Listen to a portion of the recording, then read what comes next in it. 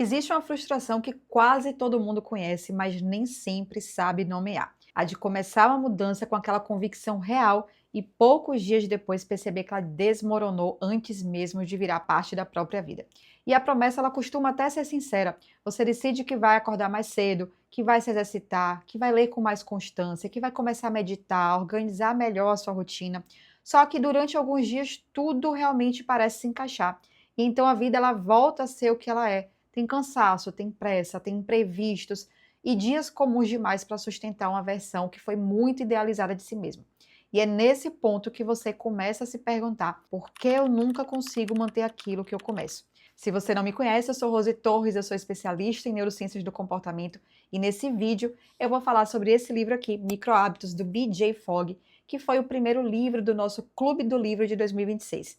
E olha que o que você vai descobrir aqui pode mudar completamente a forma como você pensa sobre hábitos. E um pequeno spoiler é que muito do que você acredita sobre mudança está errado. Então, se você quer sair do lugar e começar a ter comportamentos que realmente vão te levar aí para algum objetivo, fica aqui comigo, porque esse vídeo vai te dar um modelo simples para você parar de se culpar e ajustar as variáveis corretas. Mas antes disso tudo, quem é BJ Fogg? BJ Fogg, o autor desse livro, ele é um cientista comportamental de Stanford, ele é fundador do Behavior Design Lab, e sabe como foi que ele começou a criar dezenas de hábitos com 2 flexões depois de fazer xixi? E sim, você ouviu certo. 2 flexões depois de fazer xixi. E Fogg chegou a uma conclusão que mexe profundamente na forma como a maioria de nós pensa sobre mudança, que é a ideia de que transformação depende principalmente de intensidade, seja intensidade de vontade, intensidade de esforço ou intensidade de disciplina, como se o problema estivesse sempre em querer pouco ou até sofrer pouco, e ele desmonta essa lógica com muita clareza. Então, para Fogg, a maior parte do fracasso com hábitos vai nascer do desenho errado da mudança. A gente tenta sustentar na força um comportamento que já foi mal concebido desde o começo. Ou ele foi grande demais, ou difícil demais, abstrato demais, ou até dependente demais de motivação alta. Então, no fundo, essa é a tese central do livro. Mudança real não começa quando você se cobra mais. Começa quando você desenha melhor o comportamento. Por isso, o livro não trata a mudança como prova moral. Ele trata a mudança como design, como uma arquitetura do comportamento. E quando você olha por esse ângulo, muita coisa que antes parecia fracasso pessoal começa a parecer erro de método. Então hoje eu quero te mostrar os 5 insights mais importantes do livro na minha percepção. E vamos começar com o primeiro, porque ele organiza praticamente todo o resto. Fogg diz que comportamento vai depender da convergência de 3 fatores: motivação, capacidade e prompt, ou gatilho. E isso quer dizer que você só faz alguma coisa quando você quer fazer, quando você consegue fazer e quando existe um gatilho que empurra você naquela direção no momento certo. O problema é que a maioria das pessoas aposta quase tudo na força de vontade e na motivação. Só que motivação oscila, e oscila o tempo todo. Ela muda com seu sono, com seu humor, com seu nível de estresse e até com a energia mental que aquele dia exige de você. Então, construir hábitos dependendo da motivação alta é confiar num recurso que, por natureza, não permanece estável. E é por isso que Fogg desloca o foco para a capacidade.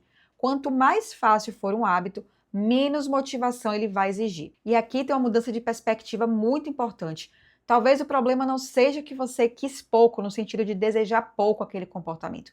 Talvez seja o comportamento que você escolheu que é difícil demais para caber dentro da sua rotina, dentro daquela realidade. Por isso, ao invés de você querer ler 30 minutos por dia, Fogg provavelmente iria te empurrar para ler uma página depois de tomar um café. E perceba que o ponto aqui não é reduzir a importância da mudança. O ponto é tornar a ação pequena o suficiente para continuar existindo quando o entusiasmo desaparecer. E o terceiro elemento, que é o prompt ou gatilho, fecha toda essa lógica. Sem um gatilho claro, o hábito fica entregue a uma intenção vaga. E aí você pensa, depois eu faço, uma hora eu começo, e quase tudo que fica abstrato demais acaba morrendo na intenção. Bom, agora entrando no próximo insight, ele vai de contra uma crença que é muito difundida, a de que transformação séria precisa doer. E por que eu estou falando isso? Porque a maioria de nós aprendeu a pensar na mudança quase como uma penitência, como se fosse um castigo. E Fogg vai na direção completamente oposta. Ele mostra que a mudança ela se consolida com muito mais facilidade quando o comportamento vem acompanhado de uma sensação positiva. E isso não significa fingir que mudar vai ser sempre fácil, mas significa reconhecer que o cérebro ele aprende por associação. Então, quando uma ação é seguida por um pequeno sinal interno de sucesso, as chances desse comportamento voltar a acontecer são muito maiores. Então, muita gente tenta mudar seguindo um ciclo muito claro, onde ela falha, ela se culpa, ela tenta compensar, ela falha de novo, ela endurece a própria voz interna e acaba repetindo tudo isso. E isso pode até gerar resultado no curto prazo, mas raramente vai produzir um hábito ali duradouro. Então, no livro, Fogg traz muitos casos de sucesso para exemplificar as etapas do design de comportamento. Eu não vou abordar todas, mas eu gostaria de compartilhar as que mais me tocaram. E eu vou começar com a história de Linda, que por sinal é irmã de Fogg e que demonstra um jeito muito humano de conduzir todo o modelo de comportamento. Então, no livro ele traz que em um momento muito devastador da vida de Linda, o único hábito que ela conseguiu manter foi o hábito Maui, que inclusive é um hábito que você poderia incluir na sua rotina hoje mesmo. E ele funciona assim: ao acordar e colocar os pés no chão, você deve dizer: hoje vai ser um ótimo dia.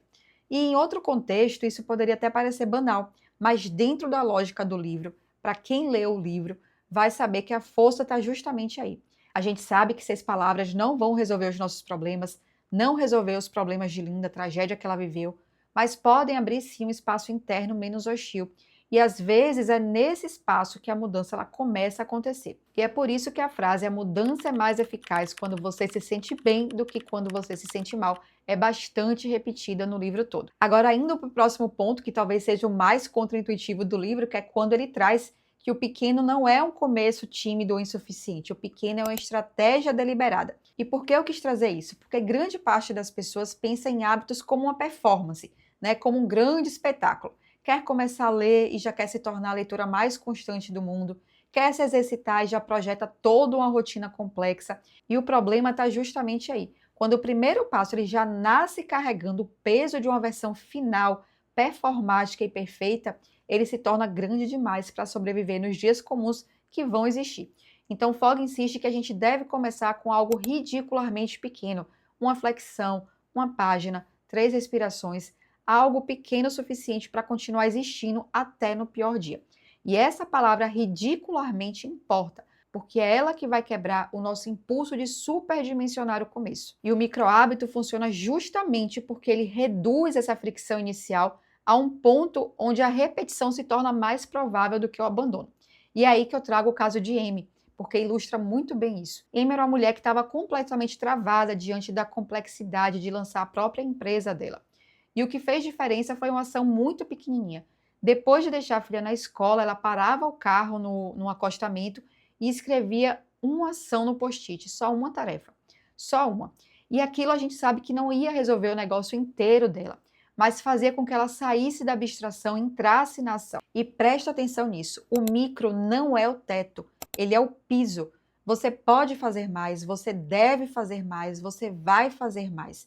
Mas o combinado inicial precisa ser pequeno bastante para que ele continue existindo quando a sua motivação baixar. Porque o objetivo não é impressionar, é fazer com que o comportamento ele apareça. O outro insight que eu quero trazer para vocês, eu considero muito importante, e são as âncoras. São elas que vão dar o contexto para a ação. Quando isso vai acontecer? Depois do que? Em resposta a qual sinal? Seu cérebro ele precisa dessas informações. E isso significa que ao invés de tentar criar um comportamento no vazio, Fogg propõe que você engate ele em algo que já existe dentro da sua rotina. A lógica é muito simples, ele chama isso de receita e você vai precisar criar uma para cada hábito que você está aí querendo consolidar. E funciona assim, você coloca num papel, num caderno, num bloco de notas, depois que e aí você descreve a âncora, eu vou, e aí você coloca o seu microcomportamento. Alguns exemplos práticos são: depois de tomar um chá, eu vou ler uma página. Depois de colocar os pés no chão, eu vou fazer 3 respirações. Depois de fechar o notebook, eu vou organizar minha mesa ali por cerca de 2 minutos. E a força está justamente no depois, porque você não vai estar mais esperando se lembrar ou estar inspirado. O momento ele já existe. Você apenas pendurou um novo comportamento dentro de uma estrutura que já está presente no seu dia a dia. Mas e se você já tem a âncora e mesmo assim não está conseguindo executar, o que é que você pode fazer? Bom, é aí que vai entrar uma ferramenta que eu achei fantástica, que é a cadeia de capacidades. Então, Fogg identificou 5 coisas que podem travar você, que é falta de tempo, falta de dinheiro, você não está fisicamente capaz, ou o comportamento exigir muita energia mental, ou ele não caber dentro da sua rotina. Então, se um comportamento ele não está sendo executado, o problema está em um desses 5 itens. E aí eu vou te trazer um exemplo pessoal. Eu estava 4 meses querendo voltar para a academia e eu não conseguia. Então, eu tinha âncora, eu sabia o que fazer, mas eu não executava. Então, eu precisei realmente recorrer à cadeia de capacidades para entender por que o negócio não estava funcionando. E no meu caso, o elo mais fraco era o tempo e, consequentemente, a rotina. Então, ir para a academia de manhã tomava boa parte do meu dia e fazia com que todo o meu trabalho ele se acumulasse ao longo do dia. Eu precisei começar a levar os meninos mais cedo para a escola, não mexer no celular durante o treino, fazer os exercícios com mais foco, porque, consequentemente, eu terminava mais rápido. E isso tem funcionado. Então, meu problema era o tempo, mas o ajuste na rotina foi o suficiente. Eu não precisei de mais motivação, porque eu já estava motivada, eu queria ir para a academia, eu sabia dos benefícios, eu sei que diminui minha ansiedade, melhora o meu sono, eu me sinto mais disposta, mas eu precisava realmente organizar toda a minha rotina. Então, só esse ajuste foi o suficiente, eu não precisei mexer em outras coisas. Eu identifiquei o gargalo e consegui fazer esse ajuste. E agora chegando no último insight, que talvez seja um dos pontos mais subestimados do livro, que é a comemoração. Fogg insiste que a comemoração ela faz parte do método, mas não como um espetáculo, não como um teatrinho montado, mas como um fechamento de um ciclo. E o que acontece é que muita gente acaba fazendo ali um micro-hábito e segue em frente como se nada tivesse acontecido. Faz a flexão, lê uma página, respira 3 vezes e pronto, acabou, a vida que segue. Só que o instante imediatamente posterior à ação, ele importa. Então, se houver ali uma pequena sensação positiva, que pode ser um sorriso, um soquinho no ar, uma dancinha, o seu cérebro ele já começa a registrar aquele comportamento como algo que vale a pena ser repetido. E o ponto aqui não é fazer da comemoração um espetáculo sem sentido. Se você gosta de comemorações ali grandiosas, tudo bem, não tem problema. Mas se você não gosta, também não tem problema. Porque não se trata de uma euforia artificial, é algo mais fino, é reconhecer o comportamento no momento em que ele acontece e marcar aquilo como sucesso. Parece um detalhe bobo, mas não é. Muita gente até cumpre o que se propõe, mas sai da experiência com aquela sensação de que foi pouco, de que deveria ter feito um pouquinho mais.